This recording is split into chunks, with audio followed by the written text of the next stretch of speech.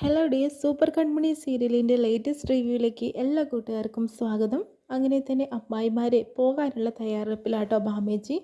അങ്ങനെ കൺമണിയോടൊക്കെ പറയുന്നുണ്ട്, എന്നാലും മോളെ നീ വിഷമിക്കേണ്ട കാര്യമൊന്നുമില്ല. ക്രിസാറുമായിട്ടുള്ള നിൻ്റെ കല്യാണം ഉടനെ തന്നെ നടക്കണം. ഞാനിവിടെ ഇല്ലെങ്കിലും എല്ലാ കാര്യങ്ങളും ഭംഗിയായി നടത്തി കൊടുക്കണം എന്നൊക്കെ പറയുന്നുണ്ട്. അമ്മായി അതുകൊണ്ട് പേടിക്കേണ്ട കാര്യമൊന്നുമില്ല, എല്ലാം നടക്കും അമ്മായി. അമ്മായി ഇപ്പോൾ പോകേണ്ട കാര്യങ്ങൾക്കൊക്കെ ഒരു തീരുമാനം ഉണ്ടാക്കുന്ന പറഞ്ഞു കൊടുക്കുന്നുണ്ട് കേട്ടോ. അങ്ങനെ അവർ പാക്ക് ചെയ്യാനൊക്കെ പോകുന്നു. പിന്നെയും സുജുവിനെയും അതുപോലെ സാഗറിനെയും തന്നെയാണ് കേട്ടോ കാണിക്കുന്നത്. അപ്പോൾ സുജു വന്നിട്ട് വളരെയധികം വിഷമത്തോടു കൂടി സാഗറിനോട് പറയുന്നുണ്ട്, സാഗർ എനിക്ക് കുറച്ച് കാര്യങ്ങൾ അറിയാനും. എന്താ സുജു നിനക്ക് പറയാനുള്ളത്?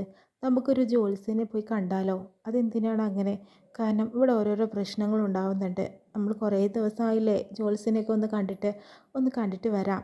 എനിക്കെന്തോ മനപ്രയാസമുണ്ട്, അതെല്ലാം തുറന്നു പറഞ്ഞ് എന്തെങ്കിലും പ്രതിവിധി ഉണ്ടോ എന്ന് നോക്കണം. മാത്രമല്ല നമ്മുടെ ഈ വാസ്തു അതിനെ വിളിച്ചിട്ട് നമുക്ക് ഈ ഒരു കാര്യങ്ങളൊക്കെ ശരിയാണോ എന്നൊന്ന് നോക്കിക്കുകയും വേണമെന്ന് പറയുന്നുണ്ട്. എന്താ ഈ സുജു ഈ പറയുന്നത്? ഇത്രയും കാലില്ലാത്ത പ്രശ്നം എന്താ നിനക്ക് ഇപ്പോൾ ഒക്കെ തോന്നാൻ കാരണം എന്ന് പറയുമ്പോഴത്തേനും, അല്ല സാഗർ കണ്ടില്ലേ എല്ലാം തകിടം മറിഞ്ഞ് കിടക്കുവാണ്, ഇനിയിപ്പോൾ എന്താ നമ്മൾ ചെയ്യുക? ഒന്നും നമുക്ക് ചെയ്യാനും സാധിക്കുന്നില്ല. ഇതൊക്കെ ഈ വീടിൻ്റെയോ അല്ലെങ്കിൽ നമ്മുടെ സമയത്തിൻ്റെയോ ദോഷങ്ങളായിരിക്കും, അല്ലെങ്കിൽ ആരെങ്കിലും കൈവശം തരിക അങ്ങനെ എന്തെങ്കിലുമൊക്കെ ആയിരിക്കും. നീ എന്തൊക്കെയാണ് ഈ പറയുന്നത്? ഇതൊക്കെ ഈ കാലത്ത് നടക്കുന്നുണ്ടോ? പിന്നെ ഞാൻ എന്താണ് പറയേണ്ടത് സാഗർ? കാരണം മാനസയും കൃഷും തമ്മിലുള്ള വിവാഹം ഏകദേശം ഉറപ്പിച്ച് എല്ലാ പ്രശ്നങ്ങളും തീർത്തതാണ്. ഇപ്പോൾ കണ്ടില്ലേ നമ്മളുടെ എതിരായി കാര്യങ്ങൾ നടക്കുന്നു. എൻ്റെ സുജു, ഇത് ഞാനല്ലല്ലോ പറയേണ്ടത്. കാരണം കൃഷിൻ്റെ കല്യാണത്തെക്കുറിച്ച് അവനെ കുറേ വട്ടം നമ്മളോട് പറഞ്ഞിട്ടുള്ള കാര്യമാണ്. പക്ഷെ നമ്മളത് കേൾക്കാതെ അവൻ്റെ ഇഷ്ടങ്ങൾ മനസ്സിലാക്കാതെ നമ്മുടെ ഇഷ്ടത്തിന് പ്രാധാന്യം കൊടുത്തു. അവിടെയാണ് നമുക്ക് പറ്റിയ തെറ്റ്. അതിലൂടെ നമ്മൾ ഒരുപാട് വേദനിക്കുന്നത്. എനിക്കതൊന്നും കേൾക്കണമെന്നില്ല. കാരണം ഞാൻ ആഗ്രഹിച്ചതാ, ഞാനൊരു വാക്ക് കൊടുത്തതാ, അത് നടക്കുന്നില്ല. പിന്നെ സാഗർ എനിക്കൊരു ഉറപ്പ് തരണം, ഒരു വാക്ക് തരണം എന്ന് പറയുന്നുണ്ട്. എന്താണ്, കൃഷിൻ്റെയും കൺമണിയുടെ കാര്യത്തിനാണോ എന്ന് ചോദിക്കുമ്പോൾ, എനിക്ക് അവരുടെ കാര്യമല്ല, കൃഷിൻ്റെയും മാനസയുടെയും കാര്യത്തിനാണ് തീരുമാനമാകേണ്ടത്. അത് ഞാൻ എന്താണ് സുജു പറയേണ്ടത്? അവനിഷ്ടമാണ് കൺമണിയെങ്കിൽ അത് തന്നെ നടത്തി കൊടുക്കാനേ നമുക്ക് സാധിക്കുള്ളൂ. അവൻ നമ്മുടെ മകനല്ലേ എന്ന് പറയുന്നുണ്ട്. സാഗറിന് അത് പറയാം, കാരണം എല്ലാവരുടെ മുന്നിലും ഇപ്പോൾ നാണം കെടുന്നത് നമ്മൾ തന്നെയാണ്. അതൊക്കെ ഒന്ന് ആലോചിച്ചൂടെ? അവനെ പിന്തിരിപ്പിക്കാൻ നോക്കിക്കൂടെ സാഗറിന് എന്ന് പറയുമ്പോഴത്തേനും, ഞാൻ കുറേ വട്ടം നോക്കിയതാ സുജു, പക്ഷെ സാധിക്കുന്നില്ല. അതിപ്പോൾ ഇനി കഴിയും തോന്നില്ല. പ്രത്യേകിച്ച് നമ്മളുടെ വിവാഹത്തെക്കുറിച്ച് നമുക്കല്ലേ അറിയുള്ളൂ. പ്രണയിച്ചവർ ഒന്നിക്കട്ടെ സുജു. സുജു അതിന് സമ്മതം മൂളണം എന്ന രീതിയിലൊക്കെ സാഗർ സുജുവിനെ പറഞ്ഞ് മനസ്സിലാക്കിക്കുന്നുണ്ട്. പക്ഷേ സുജു ആണെങ്കിലോ വളരെയധികം വിഷമത്തോടു കൂടി നിൽക്കുക കേട്ടോ. പിന്നെയും കൺമണിയെ തന്നെയാട്ടോ കാണിക്കുന്നത്. കൃഷും കൃപയും കൂടി കൺമണിയെ കാണാനായിട്ട് കൺമണിയുടെ വീട്ടിലേക്ക് എത്തുന്നു. അതിനുശേഷം തന്നെ ഗോകുൽ പറയുന്നുണ്ട്, അപ്പേ ഇത് ആരൊക്കെ വന്നിരിക്കുന്നത് എന്ന് പറഞ്ഞിട്ട് വിളിക്കുന്നുണ്ട്. അങ്ങനെ കൺമണി പുറത്തേക്ക് ഓടി വരുന്നു കേട്ടോ. കൃപമോളെ എന്ന് വിളിച്ചിട്ട് വരിക കേട്ടോ. ആ എൻ്റെ ഏട്ടത്തിയമ്മ വന്നു. ഏട്ടത്തിയമ്മയോ? പിന്നല്ലാതെ, താലി കെട്ടിയ കാര്യമൊക്കെ ഞാൻ അറിഞ്ഞു കേട്ടോ എന്ന് പറയുന്നുണ്ട്. അതെല്ലാം തന്നെ ഏട്ടൻ എന്നോട് തുറന്നു പറഞ്ഞു. ഇത് കുറച്ച് മുൻപേ പറയായിരുന്നില്ലേ എന്ന് പറയുന്നുണ്ട്. ആ സമയം അച്ഛൻ വരുന്നുണ്ട് കേട്ടോ. മോളെ എന്തൊക്കെയുണ്ട് വിശേഷം ചോദിക്കുന്നുണ്ട്. അച്ഛാ ഞാനൊരു കാര്യം പറയട്ടെ. കാരണം അന്ന് കൺമണിയെ സെലിബ്രിറ്റി ആയിട്ട് ഞാൻ എൻ്റെ വീട്ടിലേക്ക് കൊണ്ടുപോയത് തെറ്റായിപ്പോയി. അതുകൊണ്ടല്ലേ ഈ പ്രശ്നങ്ങളൊക്കെ ഉണ്ടായത്. അതൊന്നും സാരമില്ല മോളെ, അതൊക്കെ ആ സമയത്ത് പറ്റിപ്പോയതല്ലേ, അതിനെക്കൊണ്ടൊന്നും പ്രശ്നമില്ല എന്ന് പറയുന്നു. അങ്ങനെ ഗോകുൽ വരുന്നുണ്ട്. അപ്പയ്ക്ക് കുഴപ്പമൊന്നുമില്ല, ഇപ്പോൾ എല്ലാം നല്ല രീതിക്ക് കടന്നു പോകുന്നുണ്ട്. അങ്ങനെ അമ്മായിമാരും വരുന്നുണ്ട്. എന്തായാലും കൃഷും കൃപമോളും വന്നിരിക്കുകയാണല്ലേ, ഒരുപാട് സന്തോഷമായി കേട്ടോ. പിന്നെ ഞങ്ങളെ ഒരു കാര്യം തന്നെ പറയാൻ വേണ്ടി വന്നതാണ്. കൺമണിയെ ഞങ്ങളൊന്ന് പുറത്ത് കൊണ്ടുപോട്ടെ എന്ന് പറയുന്നുണ്ട്. അത് ചോദിക്കാനുണ്ടോ? അതെന്തായാലും നിങ്ങൾ കൊണ്ടുപോയിക്കോ. അവളുടെ മനസ്സിപ്പോൾ ചത്ത മട്ടിലാണ്. കാരണം ഒരുപാട് പ്രശ്നങ്ങളിലൂടെ കടന്നു പോകുന്നതാണ്. ഇടയ്ക്കൊന്ന് പുറത്ത് പോകുന്നതൊക്കെ അവൾക്ക് ഇഷ്ടമാണെങ്കിൽ അങ്ങനെ തന്നെ നടക്കട്ടെ, ഞങ്ങൾക്ക് സന്തോഷമല്ലേ ഉള്ളൂ. അല്ല മറ്റേ അമ്മായി എവിടെയെന്ന് ചോദിക്കുമ്പോൾ, അമ്മായി നാളെ UK പോവുകയാണ്. അപ്പോൾ കുറച്ച് തിരക്കിലാണ് സാധനങ്ങളൊക്കെ പാക്ക് ചെയ്യുന്നതിൻ്റെ.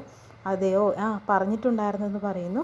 എന്തായാലും കൺമണിയെ കൊണ്ടുപോട്ടെ, കൺമണി വേഗം പോയിട്ട് ഡ്രസ്സ് മാറ്റിയിട്ട് വരുമെന്ന് പറയുന്നു. അങ്ങനെ ഡ്രസ്സൊക്കെ മാറ്റിയിട്ട് വരുന്നു. ഇത് കാണുന്ന ധനലക്ഷ്മിക്ക് ഒട്ടും പിടിക്കുന്നില്ല കേട്ടോ. എന്നാൽ നമുക്ക് പോട്ടെ എന്ന് പറഞ്ഞിട്ട് അവർ പോകാൻ നിൽക്കുമ്പോൾ, കൺമണി ഏട്ടൻ്റെ അടുത്ത് തന്നെ ഇരിക്കണം കേട്ടോ എന്ന് പറഞ്ഞ് അവിടെ പിടിച്ചിരുത്തുന്നുണ്ട് കേട്ടോ.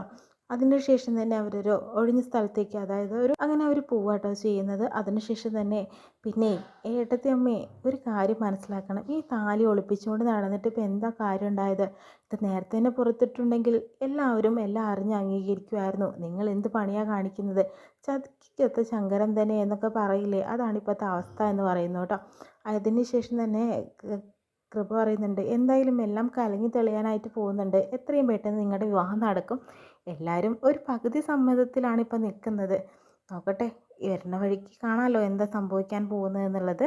എന്തായാലും എനിക്കിങ്ങനെ ഒരു അനിയത്തിയെ കിട്ടിയത് എൻ്റെ ഒത്തിരി സന്തോഷമാണെന്നുള്ളത് കൃഷി പറയുമ്പോൾ, എനിക്കും ഒരുപാട് സന്തോഷമില്ലേ സാർ എനിക്കിങ്ങനെ ഒരു അനിയത്തിയെ കിട്ടിയെന്ന് കൺമണിയും പറയുന്നു കേട്ടോ. അതിനുശേഷം തന്നെ എല്ലാവരും കൂടി സെൽഫിയൊക്കെ എടുക്കുന്നുണ്ട്. അതിനുശേഷം തന്നെ കൃപയെ എങ്ങനെയെങ്കിലും അവിടെ നിന്ന് കുറച്ച് സമയത്തേക്ക് ഒഴിവാക്കണം. അതിനുവേണ്ടി കൃഷി പറയുന്നുണ്ട്, മോളെ അവിടെ കണ്ടോ ഒരു മല കാണുന്നത് കണ്ടോ, അവിടെ കുറച്ച് നേരം നോക്കി നിന്നിട്ടുണ്ടെങ്കിൽ നല്ല രസമാണ്. ഏകദേശം 1 മണിക്കൂർ വരെ നോക്കി നിൽക്കണം. അവിടുത്തെ ലൈറ്റും കാര്യങ്ങളും കണ്ടാൽ ഇഷ്ടപ്പെടാത്തവരില്ല എന്ന് പറയുന്നുണ്ട്. എൻ്റെ ഏട്ടൻ എന്താ ഇപ്പോഴും ഈ ലൈഫിലേക്ക് വന്നിട്ടില്ലേ? കാരണം എന്ന് വെച്ചിട്ടുണ്ടെങ്കിൽ ഇതൊക്കെ ഓൾഡ് ഫാഷനാണ് ഇങ്ങനെ പറഞ്ഞ് അനീതിയെ മാറ്റുന്നത്. ഒരു കാര്യം ചെയ്യ്, കൺമണിയെ എൻ്റെ മുന്നിൽ വെച്ച് കെട്ടിപ്പിടിക്കുക. അപ്പം ഞാൻ താനെ നാണം കണ്ട് ഞാൻ പൊക്കോളാം. അങ്ങനെയൊക്കെയല്ലേ ഇപ്പോൾ കാര്യങ്ങൾ നടക്കുന്നത്. അല്ലാതെ ഇത് ഒഴിവാക്കാനുള്ള ചീപ്പ് നമ്പർ ഇറക്കല്ലേ കേട്ടോ. അപ്പോഴത്തേനും കൃപയ്ക്ക് ഒരു ഫോൺ കോൾ വരുന്നുണ്ട്. കറക്റ്റ് സമയത്ത് ഒരു കോൾ വന്നത് നിങ്ങളുടെ കാര്യത്തിൽ രക്ഷപ്പെട്ടു. 1 മണിക്കൂർ വേണം ഇനി സംസാരിച്ച് കഴിയാനായിട്ട്. അപ്പോഴത്തേനും നിങ്ങൾ സംസാരിക്കുമെന്ന് പറയുന്നു.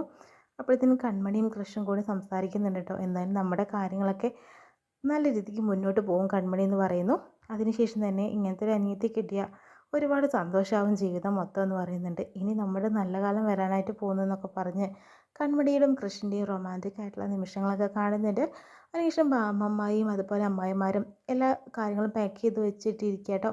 അങ്ങനെ ബാഗിലാക്കാനായിട്ട് നോക്കുന്ന സമയത്ത് തന്നെ കോകിൽ അങ്ങോട്ട് വരുന്നുണ്ട് കേട്ടോ. എന്താ അമ്മായിമാരെ കാര്യങ്ങളൊക്കെ എങ്ങനെയുണ്ടെന്ന് പറയുമ്പോൾ, എല്ലാം നടന്നു വരുന്നടാ എന്ന് പറയുന്നുണ്ട്. പിന്നെ ഈ ഫ്ലൈറ്റ് കയറുമ്പോൾ എന്തൊക്കെയാണ് അതിൻ്റെ അവസ്ഥ, എങ്ങനെയൊക്കെയായിരിക്കും ഭക്ഷണത്തിൻ്റെ കാര്യം, അതുപോലെ തന്നെ അവിടെ ഇറങ്ങേണ്ട കാര്യം, ഫ്ലൈറ്റ് എല്ലാ സ്ഥലത്തും നിർത്തുമോ, അങ്ങനെ കാര്യങ്ങളൊക്കെ തമാശ രൂപത്തിൽ അവരെ കാര്യങ്ങൾ പറഞ്ഞു കൊടുക്കുന്നുണ്ട്. ഗോകുലാണെങ്കിലും അവർ പറയുന്നതിന് ഇരട്ടിയായിട്ട് എൻ്റെ കാര്യങ്ങൾ പറയുന്നുണ്ട് കേട്ടോ. അങ്ങനെ അവർക്ക് ചിരി വരുന്നുണ്ട്. കാരണം എന്ന് വെച്ചിട്ടുണ്ടെങ്കിൽ ഇവൻ പറയുന്നതൊക്കെ പുളുവായിട്ടുള്ള കാര്യങ്ങളാണ്. ബാമേജി പറയുന്നുണ്ട്, കുറച്ച് ഫ്ലൈറ്റിലെ കാര്യങ്ങളൊക്കെ എനിക്കറിയാടാ, നീ വെറുതെ എന്നെ പറ്റിക്കണ്ട കേട്ടോ എന്ന് പറയുന്നുണ്ട്. എന്തായാലും അമ്മായിമാരെ നിങ്ങളെന്ന് സന്തോഷപ്പെടുത്താൻ വേണ്ടിയിട്ടാട്ടോ ഞാൻ ഈ പറഞ്ഞത്, അല്ലാതെ വേറൊന്നും അല്ല കേട്ടോ എന്ന് പറയുന്നുണ്ട്. അല്ലാതെ നിങ്ങളിപ്പോൾ പോകുമ്പോൾ എനിക്ക് നല്ല സങ്കടമുണ്ട്. അപ്പോൾ കൺമണി എവിടെയാടാന്ന് ചോദിക്കുമ്പോൾ അപ്പയ്ക്ക് ഇങ്ങോട്ട് വരാൻ ഭയങ്കര വിഷമം. അമ്മായിമാർ എന്തായാലും കാര്യങ്ങളൊക്കെ നടക്കട്ടെ എന്ന രീതിയിൽ ഗോകുലും പറയുന്നുണ്ട് കേട്ടോ. പിന്നീട് ബലരാമനെ തന്നെ കാണിക്കുന്നത് അങ്ങനെ സാഗറിനെ ജയിലിൽ വെച്ച് കുത്തുന്നതായിട്ടൊക്കെ സ്വപ്നത്തിൽ കണ്ട് എണീക്കുന്നുണ്ട്. അങ്ങനെ ഭാഗ്യശ്രീ എന്ത് പറ്റിയേട്ടാന്ന് പറഞ്ഞിട്ട് ഓടി വരുന്നു. എൻ്റെ മോളെ, ഞാൻ അച്ഛനെ കുത്തുന്നതൊക്കെ ആയിട്ട് സ്വപ്നം കണ്ടു. ഞാൻ മുൻപും കണ്ടിട്ടുള്ളതാ, ഇപ്പോഴും കാണുന്നു. അച്ഛനെന്ന് വെച്ചാൽ സാഗർ സാറിനെയാണ് ഞാൻ ഉദ്ദേശിക്കുന്നതെന്ന് പറയുന്നുണ്ട്. എനിക്കറിയില്ല, എൻ്റെ അച്ഛനും അമ്മയും ആരാണെന്ന് അറിയില്ല. അവരെക്കുറിച്ച് ഓർത്ത് വരുമ്പോൾ ഇവരെയാണ് എനിക്ക് കാണാനായിട്ട് പറ്റുന്നത്. എല്ലാ രാത്രിയും എനിക്ക് ഉറങ്ങാൻ പറ്റാറില്ല. ഇങ്ങനെ എന്തെങ്കിലും സ്വപ്നം കണ്ട് എണീക്കും. അത് അവരെക്കുറിച്ച് തന്നെയായിരിക്കും. എൻ്റെ യഥാർത്ഥ അച്ഛനും അമ്മയും തിരഞ്ഞു നടന്നിട്ട് ഞാൻ എങ്ങനെ കണ്ടെത്താതിരിക്കുന്നതെന്ന് പറയുന്നു. എൻ്റെ ഉറക്കമൊക്കെ നഷ്ടപ്പെട്ടു മോളെ എന്ന് പറയുന്നുണ്ട്. ഏട്ടൻ വിഷമിക്കേണ്ട ഇനി, കാരണം ഞാൻ കുറച്ച് കാര്യങ്ങൾ തുറന്ന് പറയാനായിട്ട് പോവാണ്. ഏട്ടൻ്റെ ഉറക്കം ഇനി കളയില്ല. പക്ഷേ ഏട്ടന് ഇനി മനസ്സമാധാനം കിട്ടോ ഇല്ലേ എന്ന് എനിക്കറിയില്ല. ഏട്ടൻ്റെ അച്ഛനും അമ്മയും ആരാണെന്നുള്ള സത്യം എനിക്കറിയാം ഏട്ടാന്ന് പറയുന്നുണ്ട്. ഏട്ടൻ ജയിലിൽ നിന്ന് പുറത്ത് വരട്ടെ എന്ന് വിചാരിച്ചു. പിന്നെ ഹോസ്പിറ്റലായപ്പോൾ വിചാരിച്ചു ഡിസ്ചാർജ് ആവട്ടെ എന്ന്. അതുകൊണ്ടാണ് പറയാതിരുന്നത്. മോളെ കാര്യങ്ങൾ തുറന്ന് പറയേ മോളെ, എനിക്ക് എല്ലാ കാര്യങ്ങളും അറിയണം.